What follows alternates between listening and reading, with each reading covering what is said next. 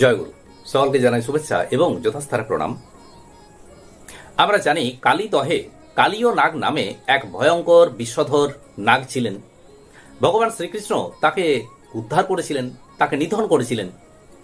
এই কালীয় নাগ প্রকৃতপক্ষে কে ছিলেন, তিনি পূর্বজন্মে কে ছিলেন, আজ এ নিয়েই পাঠ ও আলোচনা করব।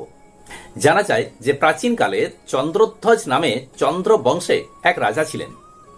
একবার তিনি মৃগয়ার জন্য কাম্যক বনে উপস্থিত হন। সেখানে তখন অগস্ত্য মুনি কঠোর তপস্যায় নিমগ্ন ছিলেন। রাজার মন পরীক্ষা করার জন্য অগস্ত্য মুনি অসংখ্য ক্ষতযুক্ত দুর্গন্ধময় শরীর ধারণ করে বসে রইলেন। এদিকে রাত্রি হয়ে যাওয়ায় রাজা চিন্তা করলেন যে আজ তিনি আর বাড়ি ফিরবেন না, এই বনেই রাত্রিটা কাটিয়ে দেবেন, আগামীকাল সকালে তিনি রাজ্যে ফিরে যাবেন। কিন্তু মুনির শরীর থেকে এত দুর্গন্ধ নির্গত হচ্ছে যে রাজা সেটাকে সহ্য করতে পারছেন না। রাজা তখন তার অনুচরদের আদেশ দিলেন যে যাও, তোমরা এই দেহটাকে বনের শেষ প্রান্তে ফেলে দিয়ে এসো। রাজার অনুচরেরা যেই না মুনির দেহ ধরেছেন, তেমনি মুনি রাজার দিকে তাকিয়ে ক্রোধের সাথে রাজাকে অভিশাপ দিলেন। মুনি বললেন, শক্তি আর সম্মানের গর্বে তুই আমাকে হেয় জ্ঞান করলি, তোকে পরের জন্মে সর্পযোনিতে জন্মগ্রহণ করতে হবে, আর যতদিন তুই বাঁচবি ততদিন আমার মতন এইরকম কঠোর ব্যাধি তোকে ভোগ করতে হবে। রাজা অগস্ত্য মুনির কাছে অভিশপ্ত হলেন। পরের দিন রাজা যখন বাড়ি ফিরে এলেন, বাড়ি ফিরে আসার পরই তার সারা শরীরে ব্যথা যন্ত্রণা অনুভূত হতে লাগলো। রাজা বুঝতে পারলেন যে তিনি একটা কঠিন ব্যাধিতে আক্রান্ত হয়েছেন। দিনে দিনে তার শরীর ক্ষীণ হতে লাগলো, আর কয়েকদিনের মধ্যেই সারা শরীর দুর্গন্ধময় ক্ষতে ভরে গেল। কোনো ওষুধেই রাজার এই রোগ সারল না। একদিন দেবর্ষি নারদ রাজার কাছে এলেন। নারদকে দেখে রাজা চন্দ্রধ্বজ ভক্তি ভরে প্রণাম নিবেদন করলেন। রাজা এবার মহর্ষি নারদকে বললেন, হে মুনিবর, আপনি আমাকে দয়া করে বলুন এমন কি উপায় আছে যাতে করে আমি এই ব্যাধি থেকে আমি আরোগ্য লাভ করতে পারি। নারদ তখন বললেন, মানস সরোবর থেকে রাজহংস এনে তার মাংস ভক্ষণ করতে পারলে তোমার এই ব্যাধি সেরে উঠবে। কথা বলে নারদ মুনি চলে গেলেন। রাজা অনুচরদের আদেশ দিলেন, আর অনুচরগণ রাজহংস নিয়ে এলো।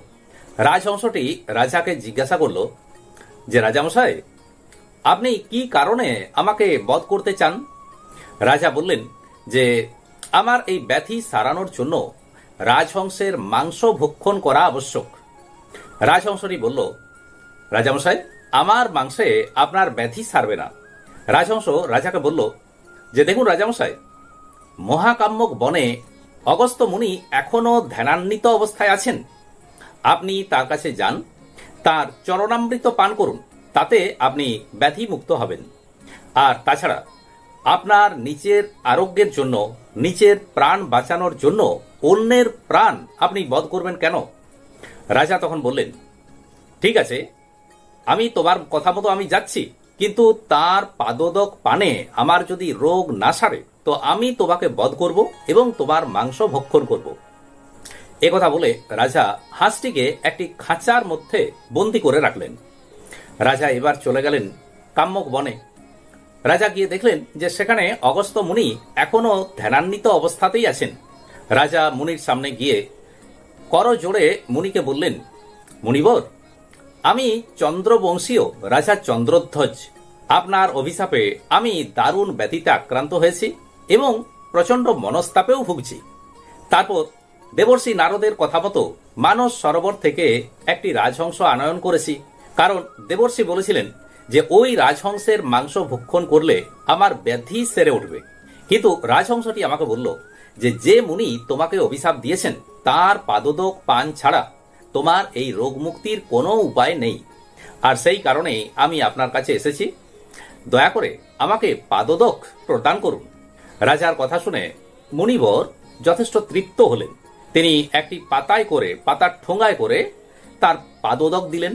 কিন্তু রাজা দেখলেন সেই পাদোদক অসংখ্য কৃমি কীটে পরিপূর্ণ।